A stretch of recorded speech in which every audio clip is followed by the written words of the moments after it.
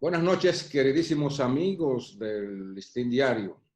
Aquí estamos otra vez en Cita con el COVID. Esta noche vamos a presentar dos mujeres especialistas que están participando activamente en esta estrategia de lucha contra el coronavirus desde sus distintas esferas de competencia. Nos acompaña esta noche la doctora Patricia González, que es la presidenta ejecutiva de los laboratorios Amadita, uno de los laboratorios que está realizando las pruebas COVID en la República Dominicana. Y también nos acompaña la doctora Mónica Norman, infectóloga, que es la jefa del Departamento de Infectología del Hospital Salvador B. Gautier, y Doris Pantaleón, nuestra reportera de salud. Buenas noches, doctoras González y Torman. Bienvenidas a esta cita con el COVID. Buenas noches. Buenas noches. Doctora, el laboratorio Amadita, junto con otros más, son los que llevan a cabo la mayor parte de las pruebas rápidas y de PCR y me imagino que también de otra naturaleza para detectar los casos de COVID. ¿Cómo se maneja este proceso? Porque hay muchas quejas de que, digamos, si algún paciente quiere hacerse una prueba, la cita se la dan para un periodo muy largo y a lo mejor ya en ese lapso de tiempo puede tener una complicación. Entonces, o sea, ¿cómo manejan ustedes ese flujo de llamadas y también de atenciones y de pruebas y de respuestas de la prueba?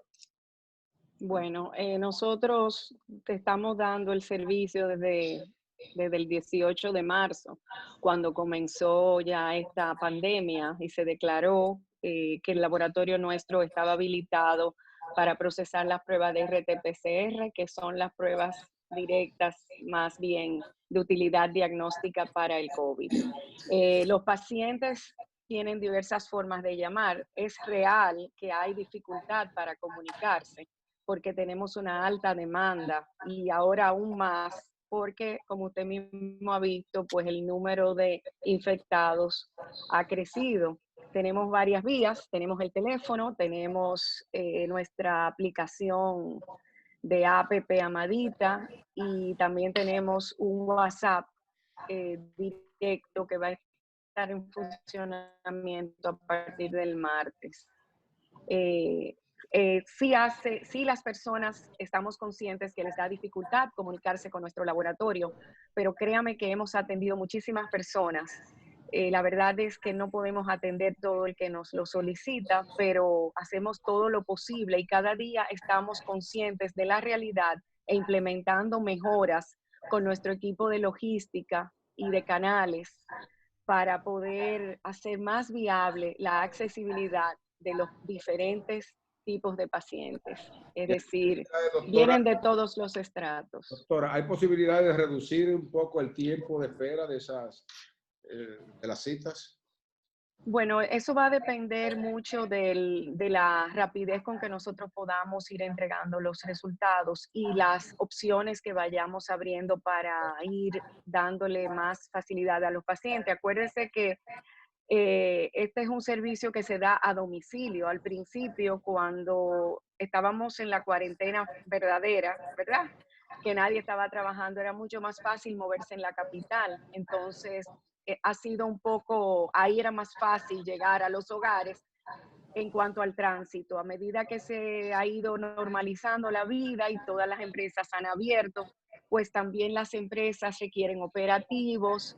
No es solamente el paciente que está en una casa, sino hay empresas que hay que ir a visitar y también nosotros hemos ido viendo diferentes modalidades de servicio, como tenemos también ya en un lugar de drive-thru, pero todo es por cita, porque no podemos permitir una avalancha de pacientes. Todo se debe manejar con citas oportunas. Doctora. Y eso se controla. Sí, doctora, hasta el momento, ustedes empezaron en marzo, dice usted, desde que se habló de la pandemia. Hasta el momento, ¿qué cantidad de pruebas han procesado ustedes en Laboratorio Amadita y qué cantidad de demanda diaria están recibiendo. Y esa lista de espera, ¿hasta cuándo se alarga? O sea, ¿qué tiempo de espera están teniendo que esperar los Bueno, pacientes? la lista de espera se maneja diaria. No te puedo dar un dato igual como tal, pero el número de pacientes procesados tengo que buscarlo ahora mismo. Sí, sí ha ido creciendo el número de pacientes, porque nosotros hemos ido aumentando nuestra capacidad de procesamiento.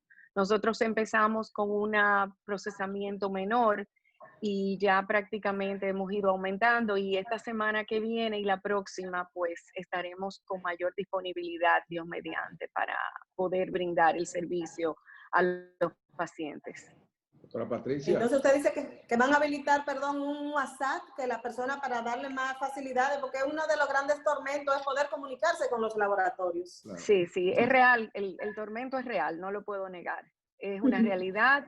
Hemos sido, yo diría que el sector laboratorio clínico, igual que el sector que a nivel mundial ha sido afectado en cuanto a satisfacción de paciente o de cliente por el tema del COVID. Tú sabes que cuando cualquier familia se ve afectada por una situación como tal, presenta sintomatología, quieren hacérselo a todas. Entonces, para todo, uno se pone en el lugar del paciente y es una emergencia.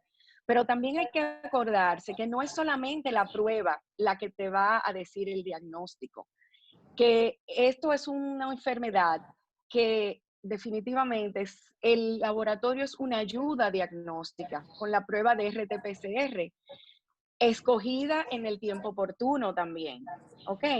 Y luego están las imágenes, la sintomatología y la clínica de su médico que le dé seguimiento. Entonces, es un conjunto de factores que la persona, o sea, nosotros nos ponemos en el lugar del paciente, el paciente se pone un poco nervioso, histérico, tú sabes, pero se le da el servicio. Y uno no puede complacer a todo el mundo, uno va haciendo las cosas en la medida de sus posibilidades porque uno hace su trabajo bien y con calidad.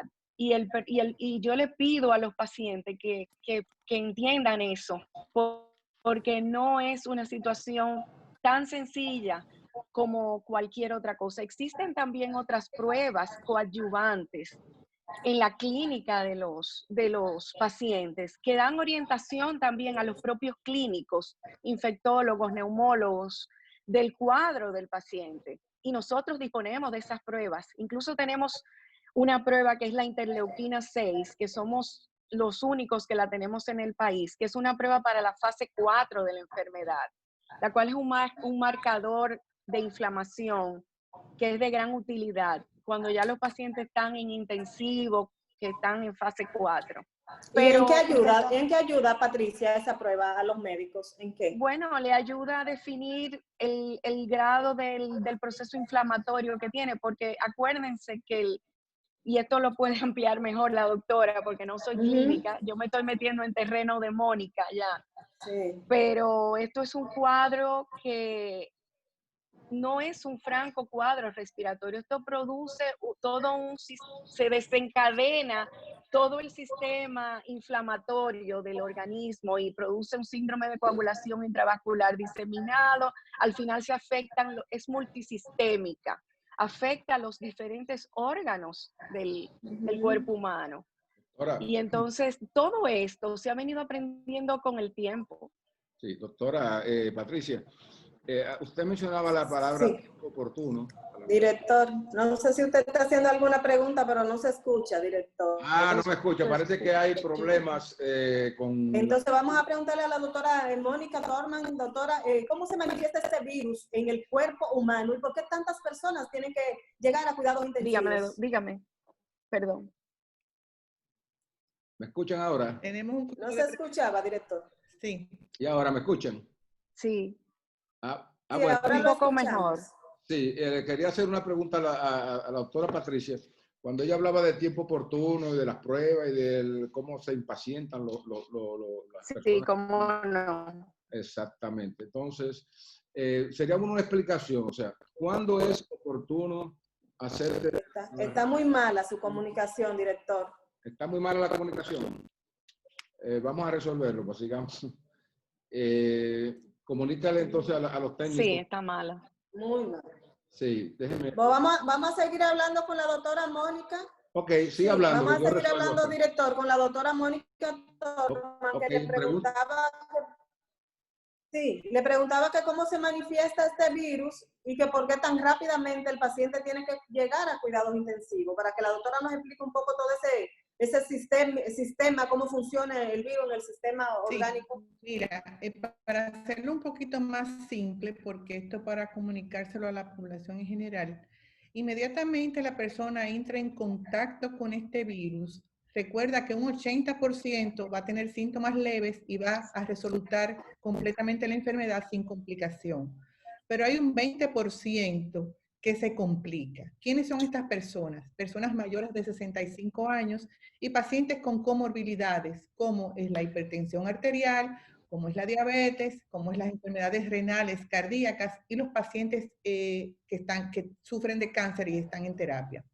Una nueva modalidad que se está viendo son los pacientes obesos. Sobre todo estamos viendo pacientes jóvenes obesos que están llegando a la gravedad. Y esto por un mecanismo metabólico que explica claramente el por qué estos pacientes se contactan con este virus. Estas personas comunes de la gripe, es una fiebre, es una tos, es un malestar general. Pero a medida que hemos ido conociendo esta enfermedad, hemos visto nuevos síntomas que se han sumado a este conjunto, como por ejemplo los síntomas gastrointestinales. Se ha visto que la diarrea puede aparecer desde un 3 a un 50% en los pacientes. Inclusive, hay estudios que hablan que pacientes que han desarrollado la diarrea se han complicado más y han ido a terapia intensiva. Eso es una serie de análisis que se han hecho, en unos ha pasado así, en otros no ha sucedido. Otro de los síntomas que se ha manifestado en estos pacientes es la falta de olfato o anosmia, o la falta de gusto, la diseusia. O sea, el paciente se está tomando un café y siente que lo que está tomando es agua caliente. Todos estos síntomas son tempranos en la enfermedad. Y esto es lo que se conoce como la fase infecciosa de la enfermedad, que muy bien describió Patricia en cuanto a analítica. ¿Por qué? Porque en esta primera fase de la enfermedad, el diagnóstico que nosotros tenemos como herramienta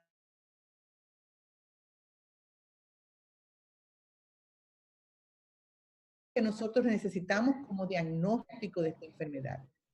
Pero ¿qué sucede? Existen otras pruebas llamadas pruebas rápidas o pruebas de anticuerpos, que estas son solicitadas a partir del 7º día de usted tener los síntomas.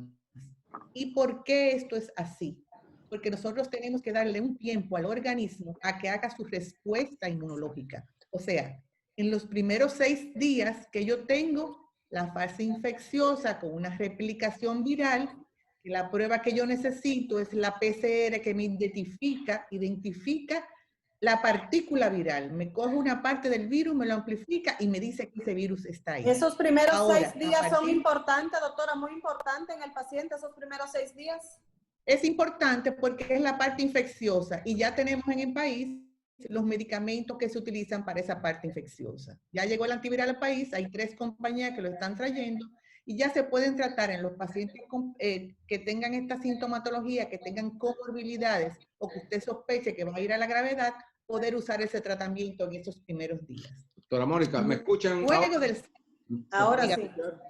Sí, les escucho. Qué bien. A partir del 7º día es que comienza el organismo, a partir del 7º día es que comienza el organismo entonces a producir los anticuerpos. Los anticuerpos es la respuesta inmunológica de mi organismo hacia la presencia del virus. Y son las pruebas que mencionó la doctora Patricia, que son las inmunoglobulinas. Tenemos las pruebas rápidas y otras que ella más adelante las va a explicar. Estas pruebas, en un inicio, la IgM, que me habla de infección activa, la IgA y la IgM, son las que me hablan de la infección activa, me puede durar desde el 7º día hasta el 16º día positiva. Pero en ese intervalo me comienza a aumentar otra que es la respuesta de protección que se llama IgG en el organismo. Esta puede estar presente a partir del 10º día hasta los 3 meses siguientes. Entonces, es importante lo que la doctora Patricia le va a hablar sobre esa prueba. Por ejemplo, ahora mismo la OMS te dice que tú necesitas una PCR para dar de alta al paciente. Simplemente, con los 14 días de enfermedad, usted podría darla de alta, pero en ese momento usted podría entonces solicitar esas pruebas de anticuerpos que me van a decir a mí, bueno, ya este paciente estuvo en contacto con este virus y ya desarrolló anticuerpos para este virus, por lo tanto, este paciente ya pasó de la fase infecciosa de la enfermedad. Es muy importante también que los profesionales de la salud lo tengamos presente, porque como dice la doctora Patricia, no podemos complacer a todo el mundo con la PCR, ni todo el mundo tiene una indicación de la PCR. Porque si tú me vienes a mí a decir que tú tuviste en contacto con una persona que salió positiva hace 10 días, yo a ti no te voy a hacer una PCR. Yo posiblemente te hago una prueba de anticuerpos para ver si tú tuviste en contacto con ese virus y si desarrollaste anticuerpos para este virus. Entonces, es importante, como señaló la doctora Patricia González, en qué momento usted va a pedir una prueba y qué tipo de prueba usted va a pedir. Pero que no hay mucha confianza con las rápidas, con las No, pruebas porque rápidas. en ese sentido yo te puedo ampliar un poquito. Fíjate, de pruebas de anticuerpos, tenemos que hablar de diferentes gamas de pruebas de anticuerpos. Existen las pruebas de anticuerpos de flujo lateral o por inmunocromatografía, que son las pruebas que tú le estás llamando rápidas, que son pruebas que son en unos cassettes parecidos a las pruebas de embarazo, donde eso es una reacción que se hace y es rápida porque si se toma de la yema del dedo, puede dar la respuesta en 15 minutos. Ahora, eso es una prueba que realmente ha sido sustituida ya por otras pruebas de mucho mayor sensibilidad y especificidad. No es que las pruebas rápidas de cassette no sirvan, yo no voy a decir eso. Yo voy a decir que comparando, como estamos hablando de que esto es un virus joven, acuérdense, señores, que esto empezó en diciembre y la ciencia ha tenido que volar para poder tener herramientas de ayuda diagnóstica para poder entender mejor este virus. Las primeras pruebas que salen de anticuerpos son las rápidas, pero inmediatamente las casas comerciales que fabrican diagnósticos, o sea, reactivos de laboratorio, ponen en producción pruebas automatizadas para ser usadas en plataformas automatizadas que nosotros tenemos en el país. En nuestro laboratorio nosotros tenemos 4 tipos de pruebas por metodologías diferentes de anticuerpos. Recordando esto muy importante, toda prueba de anticuerpos es una prueba indirecta. La verdadera prueba diagnóstica o de ayuda diagnóstica es la RT-PCR en el periodo adecuado hasta el 7º día. Cuando un organismo le entra una infección, ¿qué es lo lógico? El organismo está virgen, el organismo empieza a pelear y empieza a formar anticuerpos. Y entonces, las pruebas que tenemos, que también miden anticuerpos, que miden el IgA, el IgM y el IgG. El IgA y el IgM son los primeros anticuerpos de infección que produce, de defensa que produce el organismo y tienen una duración muy corta. Ya a partir del 14 al 16º día, ya el organismo le empiezan a bajar esos niveles de anticuerpos y empiezan a producir los IgG, que son los que realmente van a dar la verdadera inmunidad. Ahora, de eso se ha hablado mucho. ¿Cuánto va a durar esa inmunidad? ¿Qué cantidad de anticuerpos IgG va a tener esa persona? Por eso tenemos en nuestras plataformas automatizadas otro tipo de pruebas de anticuerpos que son de mucho mayor sensibilidad y especificidad, hechas por metodología de ELISA, que eso es una metodología de laboratorio, por CLIA, que quiere decir quimioluminiscencia, y por electroquimioluminiscencia. Existe una prueba de anticuerpos totales, que lo que hace es como un sándwich, te las mide todas. Ahí no se distingue si es la G, la M o la A. Pero si usted tiene esa prueba con un valor cualitativo, o sea, esa es cualitativa, te quiere decir que ya tú tuviste anticuerpos. Y cuando tú los semi-cuantificas con las otras, tú puedes tener las cantidades. También existe una por electroquimioluminiscencia también, que nos está midiendo ya la cantidad exacta de anticuerpos IgG. Y solo estamos esperando que llegue al país la cuantificada de esa misma IgM para ponerla a la disposición de nuestros pacientes. Doctora, Otra cosa, sí, doctora, perdón, dígame. Sí, en estos días nos acompañaron acá en la cita otros médicos y cuando estábamos conversando sobre estos afanes de la gente por hacerse pruebas y todo eso y la presión que estaban ejerciendo sobre los laboratorios, el Laboratorio Nacional también, ellos decían, bueno, la prueba más rápida y más confiable es la tomografía, o sea, una prueba de una radiografía del tórax. Sí. Para ustedes que ya van un poco más profundo, que examinan la sangre, examinan otros cuerpos, ¿qué tal esta recomendación de que sea primero por ahí, por una tomografía, unas placas, para no tener que estar haciéndose tantas pruebas en una secuencia como la que usted ha señalado? Vuelvo al principio de lo que le conversé, señor director. El tema de las imágenes ayuda muchísimo. Una imagen con las imágenes típicas que produce esta patología, pues realmente van a ser totalmente referentes de que hay la patología, pero piden la prueba para internar a los pacientes, también la prueba se está pidiendo para cirugías, etcétera. Para entrar al trabajo. Para entrar al trabajo. Para salir del país también. Para salir del país, pero también hay que tomar muy en cuenta eso que dice la doctora Mónica Torman.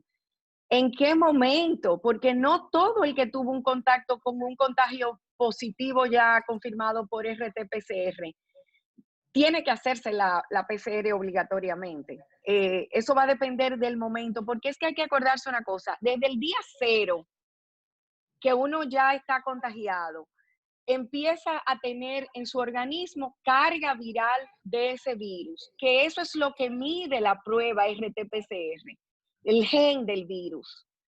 Inmediatamente ese gen está ahí, el organismo empieza a pelear y empieza a detectar, a producir anticuerpos, que es lo que sucede igual que con una vacuna. Le ponen a uno una vacuna y uno hace una cantidad de reacción que son los anticuerpos. Y eso es lo que miden las pruebas de anticuerpos.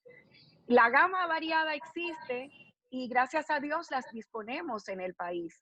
Y le puedo decir que es lo mismo que está sucediendo y haciéndose en otros países pares latinoamericanos, donde definitivamente se hacen ambos tipos de pruebas. Y las pruebas que nosotros estamos usando para anticuerpos son las mismas que usan en otros países, que son pruebas aprobadas o por el FDA o por la Comunidad Europea, que son ambas similares, tanto en Europa como en Estados Unidos. Ahora, una pregunta puede ser a la infectóloga, Mónica.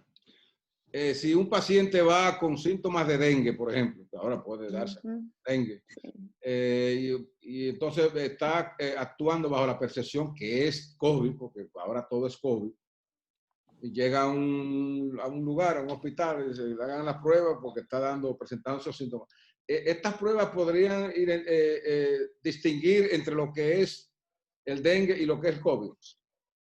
Fíjate, es muy interesante su pregunta, señor director, porque hay estudios que han demostrado que existen en esas pruebas rápidas respuestas cruzadas entre dengue y el COVID. Entonces, lo importante en este momento es el nexo epidemiológico. Nosotros como clínica basarnos mucho en el nexo epidemiológico.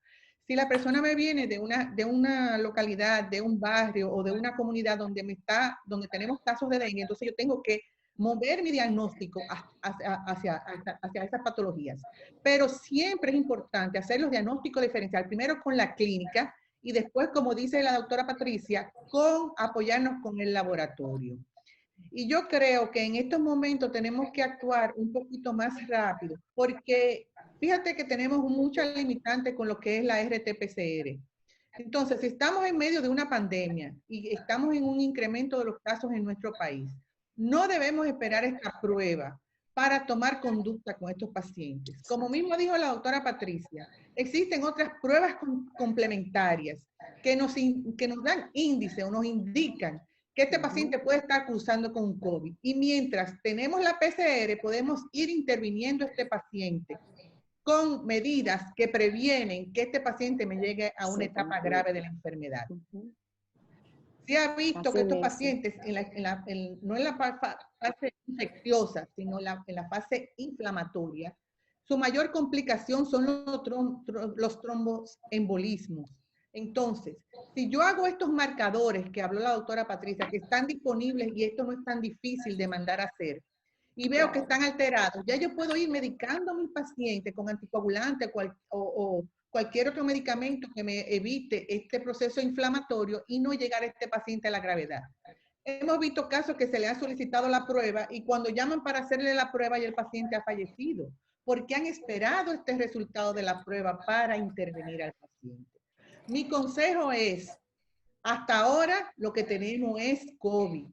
Como tenemos que manejar a estos pacientes es de forma temprana. Existen protocolos de tratar a estos pacientes según la fase en que se encuentre y haciendo una buena historia clínica y un manejo epidemiológico de los casos. Yo creo que podemos salvar más vidas que estando esperando una PCR para hacer un diagnóstico. Doctora, ¿qué cantidad de medicamentos? Sabemos que no hay un medicamento específico, un tratamiento específico para el COVID. ¿Qué cantidad de medicamentos se están utilizando en el país para estos pacientes dependiendo de cada una de las etapas? ¿Tenemos un cóctel grande?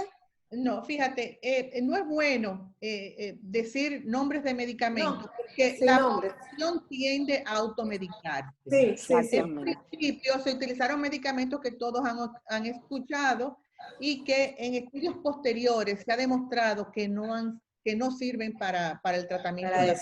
Todos estos medicamentos son de uso compasivo. Significa que se están usando en protocolos controlados y que se han visto que en algunos pacientes mejoran y en otros pacientes no. Todos son ensayos hasta ahora. Exacto, ensayos clínicos. Hasta ahora hay un antiviral que es el que se ha recomendado y es el que se dice que mejor resultado ha tenido en ensayos clínicos controlados. Tengo entendido que ya en el país existen 3 farmacéuticas que lo están trayendo porque ese producto era de la compañía Gilead y ellos liberaron la patente y sí, existen 5 compañías que lo están fabricando y de esas 5 compañías hay 3 ya en el país que están trayendo el medicamento. Pero recordar ojalá que no sea tan costoso porque ese es la gran es un poco costoso. Lo que se va a tratar es que así como se incluyó el tocilizumab, que es el que se utiliza ya en los pacientes graves en terapia intensiva con un proceso inflamatorio muy elevado, así como se consiguió que eso entrara en alto costo del Ministerio de Salud Pública, lo que se va a tratar es que también este medicamento antiviral entre en el programa de alto costo para que sea asequible para toda la población. Porque para pacientes hospitalizados, doctora. Sí, porque es endovenoso. El tratamiento se utiliza endovenoso.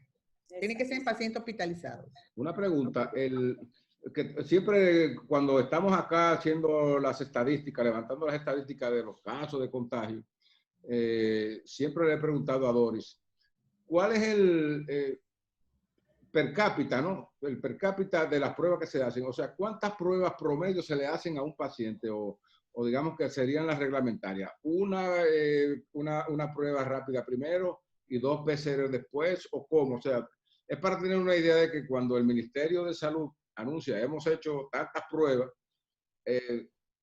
¿cuántas serían en promedio para cada paciente? Mire, yo le voy a decir algo, perdóname Patricia, que yo sé que tú querías contestar esto, pero déjeme decirle algo. Nosotros elaboramos un protocolo al inicio de la pandemia en febrero y ese protocolo más nunca se ha vuelto a revisar. ¿Cómo? Yo no tengo conocimiento de que hayan hecho otro protocolo, no tengo conocimiento, pero le voy a decir algo. Muchas cosas han cambiado y muchas cosas hemos aprendido de esta enfermedad a lo largo de este periodo. Y si bien es cierto que antes se exigía una PCR para dar de alta a un paciente, ya eso no es así. Ya como le dije en un principio, lo que se está utilizando es, la OMS recomienda 14 días luego de inicio de la sintomatología para dar de alta al paciente. Pero yo recomendaría que también, claro, yo recomendaría en ese periodo, en vez de hacer una PCR para darla de alta, hacer las pruebas de inmunoglobulina que mencionó la doctora Patricia González, porque esa es la que me dice a mí, ya tú tuviste en contacto con este virus, ya tú desarrollaste anticuerpos, ya tú estás en la fase de convalecencia saliendo de esta enfermedad. Le digo esto así porque la prueba de PCR es muy sensible.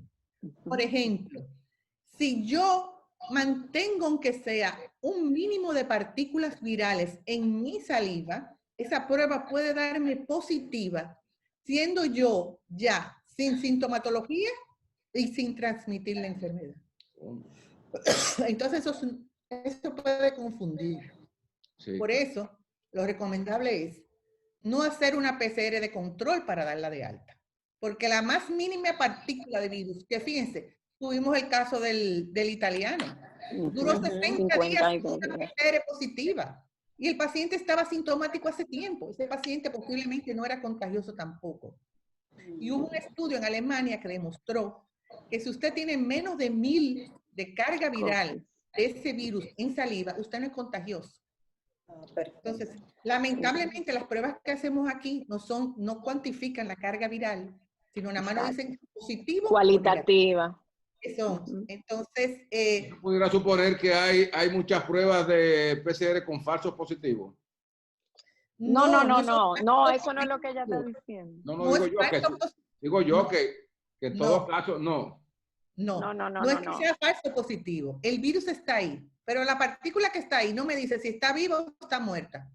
O sea que no es una cantidad suficiente como para seguir infectando. Exactamente. Otra cosa que yo quería abundar, cuando Mónica se refirió a las pruebas, fíjese que eso es, usted me hizo, señor director, la pregunta, le hacemos la tomografía y le podemos ir haciendo las otras pruebas que son como el combo, como le decimos, de la prueba de COVID, que son un hemograma, la ferritina, el dímero D, la procalcitonina, la troponina ultrasensible, la proteína C reactiva ultrasensible, todo lo que es la función hepática y renal que se ve afectada, los gases arteriales y hasta la vitamina D, porque se ha demostrado un tema con los pacientes que tienen vitamina D baja y el desenlace más fatal del COVID. Todo esto tomando en cuenta las comorbilidades de los pacientes, como muy bien explicó la doctora Torman. No es lo mismo una persona que no tenga nada, ninguna patología, que se ejercite, que está sana, bien alimentada, no tiene presión alta, no es diabético, no tiene historia de cáncer, no tiene problema autoinmune, lupus, etcétera. Ese tiene mejor probabilidad de que su organismo se va a defender mejor. Y esos marcadores posiblemente den bien. Además, recordar el dato que ella dijo, que yo lo iba a decir también, el 80% de las personas le pasa con una sintomatología muy leve. De hecho, yo conozco personas que me dicen, yo lo único que me siento es un dolor de espalda y cansada, yo no tengo más nada. Le hacemos la RT-PCR y da detectada. Entonces, le hacen su tomografía, y ven algún hallazgo ligero, bueno, ya entonces el neumólogo da sus recomendaciones. Entonces, esto es un trabajo en equipo de las diferentes ramas de la medicina. Y muy importante, eso que dijo la doctora, no debemos dar nombre de medicamento, porque yo sé de gente que por sospecha ya se están bebiendo los medicamentos. Entonces, claro. Eso está mal. Sí, claro, hay que cuidarse mucho con eso, doctora Patricia. Una pregunta que quería hacerle al principio, no se la pude hacer por problemas de sonido. Usted dijo que el laboratorio está tratando de ver cómo acelere y dar respuestas rápidas a esto. ¿Han contemplado ustedes alguna vez hacer un trabajo 24/7? Es decir, que se puede hacer pruebas de noche, o sea, a la 1 de la mañana. Bueno, nosotros internamente trabajamos de lunes a domingo, pero todavía de noche a tarde no, porque hay un tema de, fíjese, estas no son pruebas sencillas, hay que tener un personal especializado y capacitado, y uno va rotando la gente y capacitando a la gente, pero nuestras expectativas son realmente de seguir mejorando y ir dando mayor respuesta porque estamos aumentando nuestra capacidad de pruebas. Con Dios delante, pues próximamente podremos ir aumentando. Pero sí, o sea, estamos hablando de una pandemia, pero el tema no es tan sencillo. Existen otras pruebas también de RT-PCR que se llaman Point of Care, que son unas pruebas que no están dentro del catálogo de pruebas que cubre el seguro, pero que también son muy buenas porque no sé si usted ha oído del panel respiratorio por la metodología de Film Array, que tiene la ventaja que es una PCR multiplex que te puede medir, además de otros virus respiratorios, el SARS-CoV-2, es el que produce la Pero son muy COVID-19. caras esas pruebas. Entonces, son caras, pero depende de la persona que la puede utilizar. No es para todo público, pero le quiero decir que en la tecnología, hasta en eso han ayudado las mismas casas diagnósticas a ir proporcionando pruebas que también pueden coadyuvar, pero la prueba convencional de RT-PCR se entrega nosotros las entregamos a las 48 a 72 horas. Una inquietud, doctora Patricia. El alcance de laboratorio es nacional, o sea, si alguien en una comunidad, digamos, fronteriza o un poquito lejana quiere hacerse la prueba con ustedes, ¿ustedes le asisten o tiene que venir a... No. Nosotros hemos ido entrenando nuestro personal para que pueda tomar las muestras en varias de nuestras sucursales. Yo diría que de acuerdo a donde está más fuerte el foco, como en el Cibao, como en el este también. Y esa es otra cosa, es muy importante, además del tiempo que se tome la muestra de RT-PCR, una correcta y adecuada toma de muestra para obtener material para poder amplificar. Entonces, por eso entrenamos nuestro personal y el personal acude con todas las medidas, los EPPs, que son los equipos de protección personalizada, que son obligatorios de usar. Hay empresarios, no doctora, empresarios del Cibao que están proponiendo una democratización de las pruebas, es decir, como que muchos laboratorios o clínicas o hospitales pueden hacerla. ¿Qué opinión usted tiene en ese sentido? Bueno, yo pienso que mientras más personas hagan la prueba, el país va a ir mejor. No debe ser solamente pocos laboratorios. Yo pienso que lo que sí es que eso no es de la noche a la mañana, ¿entiendes? O sea, eso requiere todo un engranaje, toda una preparación, porque son pruebas muy delicadas, van en fases y hay que tener el laboratorio correctamente habilitado, con las instalaciones correctas para poder dar la respuesta de calidad. Que son equipos especiales Doris, para la eso. última pregunta, Doris, para ir cerrando ya la... No, era eso, que si se requiere de equipos especiales y que por eso que el Ministerio de Salud Pública tiene que habilitar esos laboratorios para que realmente se tenga lo correcto en los resultados. Así Más es. nada. Bueno, chicas, les llamo así porque una razón de mucha simpatía y de cortesía con ustedes que han sido muy amables en acompañarnos. O sea, las informaciones que ustedes han dado ciertamente que son muy importantes. Yo creo que el país estaba necesitando de conocer las interioridades de estos procesos, porque la gente dice muchas cosas, se especula de muchas maneras sobre estos procedimientos y a veces se confunde. Entonces yo pienso que tanto la doctora Patricia González como la doctora Mónica Torman han llegado, digamos, al fondo de estas inquietudes, que eso era lo que queríamos, ¿verdad, Doris? Claro, sí, muy Bueno. interesante, realmente sí. Muchas gracias por permitirnos conversar con ustedes, de verdad.